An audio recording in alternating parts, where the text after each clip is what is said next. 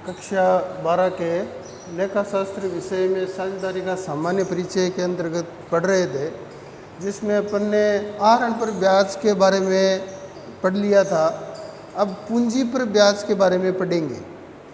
तो पूंजी पर ब्याज, जैसा कि आहरण पर ब्याज की दो विधियां हैं, एक तो थी औसत विधि और दूसरी थी गुणनफल विधि।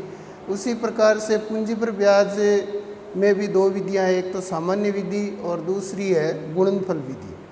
सामान्य विधि इसमें क्या है कि आपको साल के शुरुआत का पूंजी का बैलेंस दे रखा होगा और उस पर एक तय दर के आधार पर पूंजी पर ब्याज निकालना होगा। तो ये तो एकदम सरल है। दूसरा है गुणनफल विधि। इसमें आपको अलग अलग समय पर अलग अलग राशि कितनी इंट्रोड्यूस यानी और पूंजी लगाई है व्यवसाय में, वो आपको दे रखी होगी। जैसे एक उदाहरण के द्वारा हम समझते हैं। एक ये सामान्य विधि का उदाहरण है। ए और बे दो पार्टनर हैं जिन्होंने 1,50,000 और 50,000 रुपये लगा करके व्यवसाय शुरू किया और 1 अप्रैल 2018 को पूंजी के रूप में लगाया इन्होंने। और वर्ष के अंत में 15% की दर से आपको पूंजी पर ब्याज ज्ञात करना है। तो ए की पूंजी पर ब्याज कुल पूंजी गुणा दर बट्टा 100, क्योंकि इसमें साल के शुरुआत का बैलेंस दे रखा है और लास्ट तक ब्याज निकालना है। तो एकदम साधारण विधि से हम ये प्रश्न हल करेंगे। तो कुल पूंजी 1,00,000 है ए की और दर आपको दे रखी है 15%। तो सामान्य विधि से 15,000 रुपये आगे आ गया आपका ब्याज।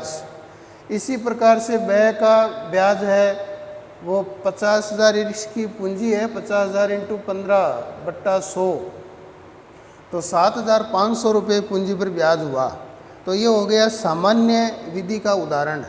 अब अपन करेंगे गुणनफल विधि का एक उदाहरण करेंगे। जैसे उदाहरण मैंने लिखा है कि साझेदार ए और बे दो है जिनकी पूंजी 1/4/2017 को 2,00,000 और 1,50,000 रुपये है और इन्होंने इस प्रकार से पूंजी और लगाई है। जैसे डेट पहले 1/6/17 को 20,000 रुपये ए ने लगाए, 1/9/17 को 10,000 रुपये बी ने लगाए हैं, 1/12/2017 को 5,000 रुपये ए ने लगाए, फिर 1/3/2018 को 7,000 रुपये ए ने लगाया। अब आपको 10% की दर से पूंजी पर ब्याज ज्ञात करना है और साल के एंड में यानी 31/3/2018 को। तो 2 नंबर उदाहरण जो गुणनफल विधि का है उसका आगे हल करते हैं। तो जैसे ये एक सारणी बनाएंगे जिसमें एक डेट का कॉलम आ जाएगा, दूसरा अमाउंट में जितने साझेदार है उस हिसाब से कॉलम बनाएंगे। जैसे इसमें 2 साझेदार है तो ए और बी, अमाउंट में 2 कॉलम हो जाएगा। फिर पीरियड यानी अवधि, कितने समय तक वो पूंजी लगी वो आ जाएगा। फिर प्रोडक्ट के भी साझेदार के हिसाब से ही कॉलम बनाने हैं। जैसे इसमें ए और बी 2 है तो ए और बी 2 प्रोडक्ट के कॉलम बना दिए। इसमें डेट आ जाएगा, इसमें जो अमाउंट बीच में लगाई है वो आ जाएगा, इसमें कितने समय तक वो पूंजी लगी रही वो समय आ जाएगा।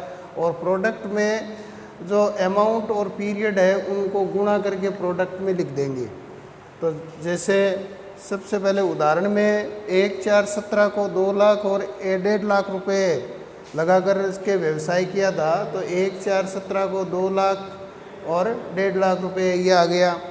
फिर आगे 1/6/17 को 20,000 रुपये ए ने लगाए हैं। तो 1/6/17 को 20,000 रुपये ए के कॉलम में आ जाएगा, बी के कॉलम में डैश लगा देंगे।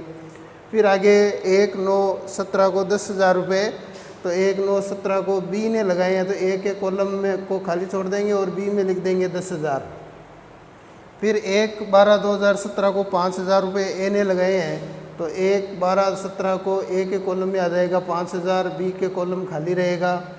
फिर है 1/3/18 को 7,000 रुपये ए ने लगाए हैं तो 1/3/18 को 7,000 रुपये ए के कॉलम में आ जाएगा। तो पहले हम ये अमाउंट और डेट की पूर्ति कर लेंगे। ये करने के बाद में हमें जो कैलकुलेशन करना है वो 31/3/18 को इसका ब्याज कितना होगा उसकी गणना करनी है। तो 1/4/17 से लगा के 31/3/18 तक कुल 12 महीने हो गए, तो यहाँ पीरियड में आ जाएगा 12। फिर 1/6/17 से 31/3/18 तक 10 महीने होंगे तो 10 महीने लिख देंगे।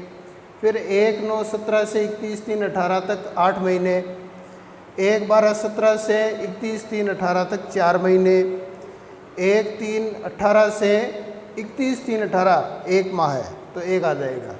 अब इनको गुणा करना है तो 2 लाख को 12 से गुणा किया 24 लाख, 1.5 लाख को 12 से गुणा किया 18 लाख, फिर 20,000 को 10 से गुणा किया 2 लाख। तो ये केवल ए में ही लिखना है आपको, बी का कॉलम खाली रह जाएगा।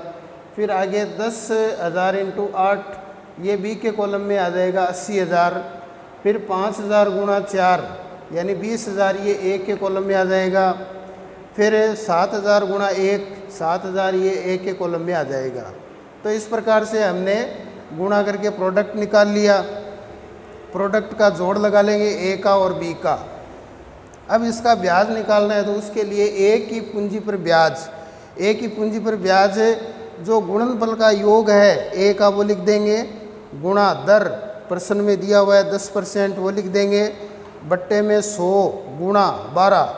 यहाँ हमने 12 इसलिए लिखा है क्योंकि अवधि जो है वो माह में है।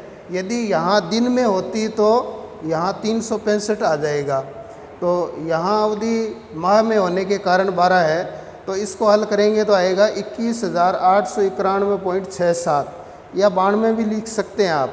इसी प्रकार बी की पूंजी पर ब्याज जो है वो 18,80,000 प्रोडक्ट गुणा दर बट्टा 100 गुणा 12, तो ये हो जाएगा 15,666.67।